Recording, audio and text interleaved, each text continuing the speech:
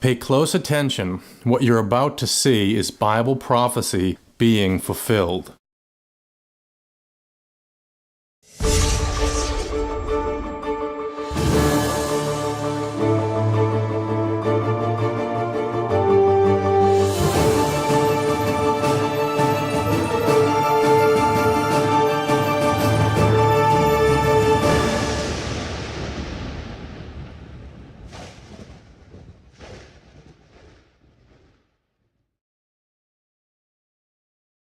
Welcome to YPN News, bringing you the news that shows the fulfillment of Bible prophecy. We have a wide variety of articles to discuss with you this evening, including the increased hatred and fighting taking place between the nations, the largest teacher strike in 2 decades, and of course, the widespread devastating drought. Now, Katan, let's take a look at this punishing drought first.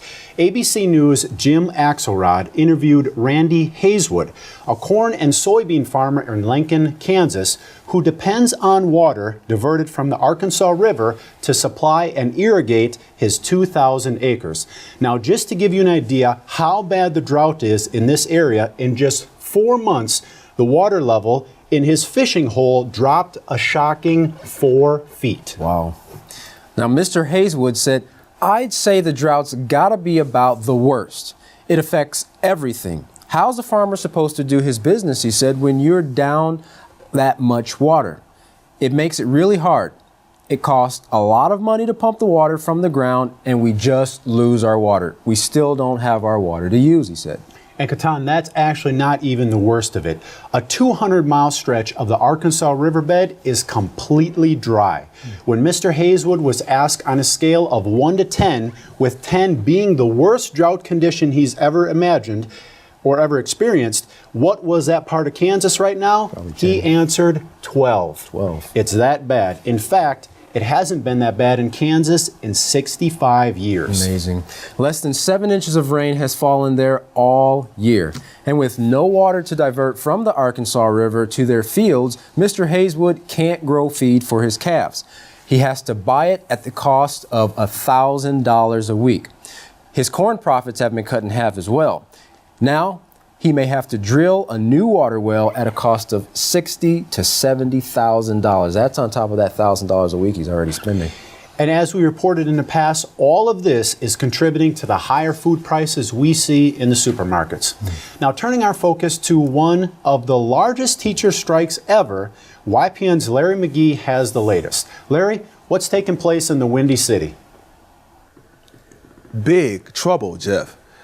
For as the new school year begins, so also has begun in Chicago what analysts are calling the largest teacher uprising to hit America in a generation. This week, 29,000 Chicago teachers hit the picket lines and declared strike, and 350,000 students are now shut out of school. According to one teacher interviewed for this story, at the center of the feud is the educators' fight for dignity, respect, and a fair contract, and it pits one of the nation's most powerful teacher unions against Chicago Mayor and former Obama Chief of Staff, Rahm Emanuel, who says the strike is a strike of choice, and it is the wrong choice for our children. In the interim, city officials have enacted emergency measures, opening 144 schools for a half a day to provide meals for children and to keep them occupied in a city which is poised for yet another record year of homicides. For teachers, the primary issue is a new proposal which aims to base teacher evaluations in part on student performance with regard to standardized tests. The union asserts that will put educators at a disadvantage and might cost some their employment. For officials, the larger fear, however, rests within the potential ripple effect. It's not just Chicago. The dispute is being closely monitored all across the country, with fights over testing present in school districts in at least 23 states. Teacher evaluations are, as Susan Furman of Columbia College put it, a very hot topic, as many states are now considering procedures which include student tests as part of their evaluation. Chicago teachers vow to continue their fight until their demands are satisfied. Yet in a city where 80% of the 8th graders are performing below grade level, many see teachers' demands as both undeserved and unrealistic. For YPN News, I'm Larry McGee. Katan Jeff, back to you. Looks like the students and the teachers would benefit greatly if the Peaceful Solution Character Education Program was implemented in this situation. I agree. Now, Chicago residents aren't the only ones feeling the effects of strikes by labor forces. We're going to take you further east, the Middle East, in fact, where in Ramallah, a place that's usually bustling with cars, trucks, bikes, and people, today the streets are quiet because taxi drivers are on strike. Now, on this occasion, the drivers are striking in protest to fuel and rising increase of living costs, according to Jawad Omran, head of the Taxi Drivers Union. Omran also said, "Do you think we are happy with this strike? We're losing money every day, but we have to fight for this injustice." Strikers are calling for Prime Minister Salam Fayyad to step down. Some blame the Prime Minister for these increases, but according to Ghassan Khatib, a professor at Birzeit University, Fayyad is not responsible. The crisis has resulted from decline in external funding and occupation restrictions. Now, these statements are due in part to the fact that Israel controls all Palestinian trade and dictates the prices as well. Salaries in Ramallah are on average 30 times lower than those in Israel. So the recent price hikes have hit people really hard. And it's not just Ramallah, but all of the West Bank is feeling the effects.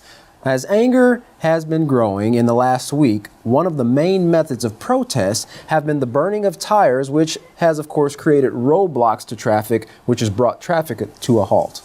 The Palestinian Authority has said that they will pay all civil servants their salaries on Wednesday. The stipulations are any salaries 500 or less will be paid in full, which is the majority of the public workers, which could help calm some of the tensions. The government is struggling to pay its workers every month. If it doesn't get any financial help, many aren't holding out hope that this crisis is going to end anytime soon. It was just a year ago that the U.S. helped overthrow Libya's dictator, Muammar Gaddafi. This past week, 4 American diplomats were killed in Libya after protests began over an American-made internet film that ridiculed Islam. Now, evidence now suggests that the killings may have been a terrorist attack, not the mob violence that was first suspected. U.S. Ambassador Christopher Stevens and 3 members of his staff were killed in a fiery wreckage of the U.S. consulate in the city of Benghazi. U.S. officials say that this was not an out-of-control demonstration, but a well-executed attack by extremists. Officials suspect the attackers were linked with or sympathized with al-Qaeda and that they took advantage of a demonstration of that anti-Muslim film to launch their assault on the anniversary of 9/11.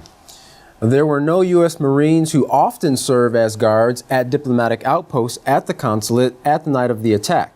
Afterwards, however, an elite unit of about 40 Marines was flown in to beef up security at the American embassy in the capital of Tripoli. Air Force transfer planes flew the bodies of dead Americans out, along with at least 3 who were injured and the rest of the approximately 25 diplomats assigned to the consulate. As a result of these attacks, the FBI has opened an investigation and is sending agents to sort through the wreckage for evidence, and at some time, the U.S. is increasing its surveillance over Libya, including its use of unmanned drones.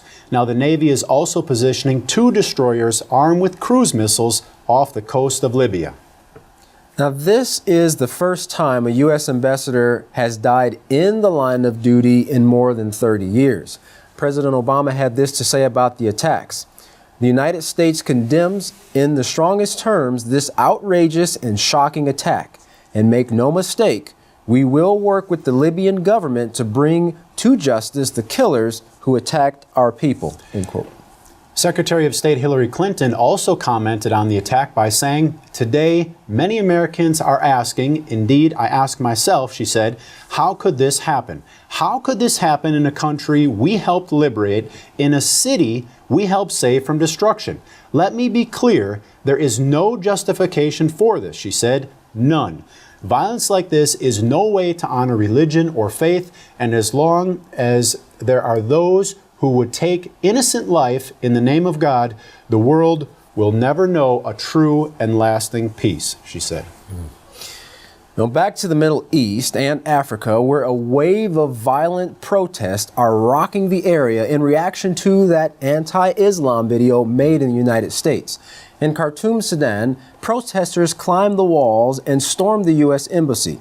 So far, 3 people have been killed. Protesters also targeted the British and German embassies earlier in the day as well. Protests have also spread to Tunisia, where protesters have stormed the embassy walls and have erected a black flag. Now, police are using tear gas to disperse the crowds. In Lebanon, 2 people have been killed and others have torched a fast food restaurant in the city of Tripoli and chanted angry slogans against the Pope, who is visiting the country.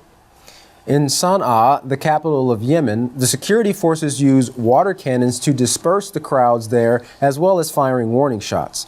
Police have also blocked off the streets to the U.S. Embassy in an attempt to block protesters. Even in Egypt, protesters clashed with police near the U.S. Embassy in the capital of Cairo. Egyptian President Mohamed Morsi condemned the anti-Islam video that triggered this recent wave of protests.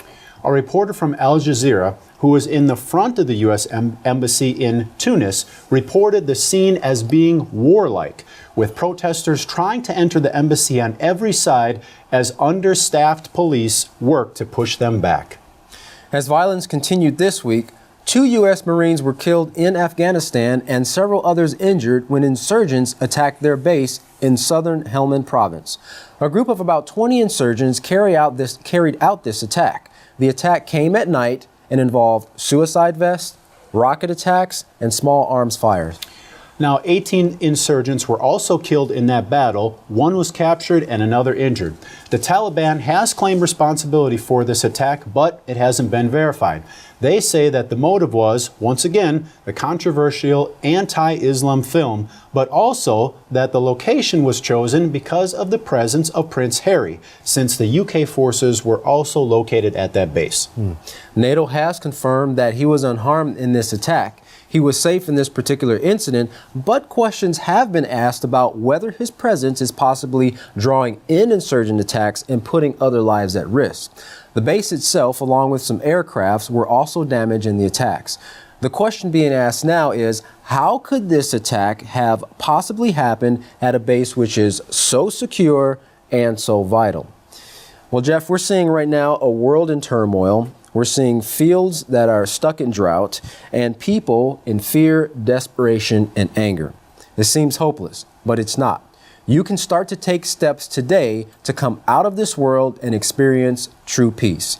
Don't forget, as we have reported in the past, to write the House of Yahweh for your free copies of the prophetic word and the monthly newsletter. You can write us at the House of Yahweh, P.O. Box 2498, Abilene, Texas 79604, or call us at 1-800-613-9494. And any calls outside the United States, please call the number on your screen now. Now, like we said in the past, get yourself ready to receive the only knowledge from the only teacher sent with authority to teach the message of peace, Yisrael Hawkins. From all of us here at YPN News, I'm Katana Alexander. And I'm Jeffrey Heimerman. Thanks for joining us.